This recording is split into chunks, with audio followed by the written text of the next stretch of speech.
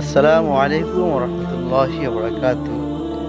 সম্মানিত দর্শক, আমরা যে নামাজের ভিতরে দোয়ায়ে কুনুত করে থাকি, বিতির নামাজে ৩ নম্বর রাকাতে উল্টা তাকবীরের পরে যে দোয়াটা পড়ে থাকি তাকে বলা হয় দোয়ায়ে কুনুত।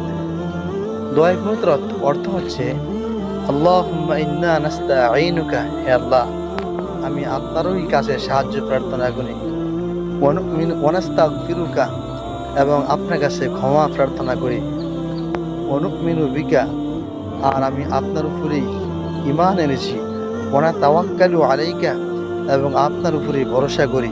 অনুসনি আলাইকাল খৈর, আর আমি আপনার উত্তম প্রশংসা করি।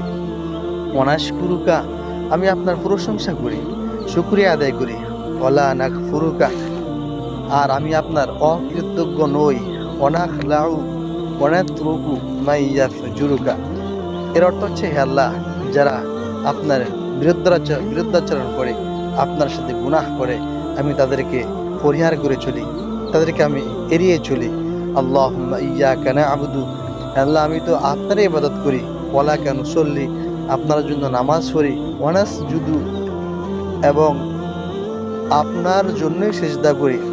ওয়া নাহফিদু ওয়া ইলাইকা নাসআ, ওয়া ইলাইকা নাসআ অর্থ হচ্ছে যে আমার প্রত্যেকটা চেষ্টা প্রচেষ্টা প্রত্যেকটা কাজ আপনার জন্যই।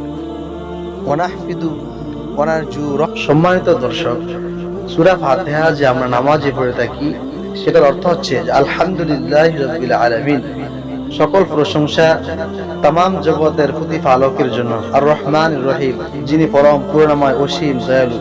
মালিক ইয়াউমিদ্দিন, যিনি কিয়ামতের দিনের মালিক। ইয়্যাকা না'বুদু ওয়া ইয়্যাকা নাস্তাঈন, আমি হে আল্লাহ আপনার কাছেই সাহায্য চাই, আপনারই ইবাদত করি। ইহদিনাস সিরাতাল মুস্তাকিম, আর আমাকে সঠিক পথে পরিচালনা করেন। সিরাতাল্লাযীনা আন'আমতা আলাইহিম, ওই সকল লোকদের পথে আমাকে পরিচালনা করুন যাদেরকে আপনি নেয়ামতের বাড়ি যাদের উপরে বর্ষণ করেছেন।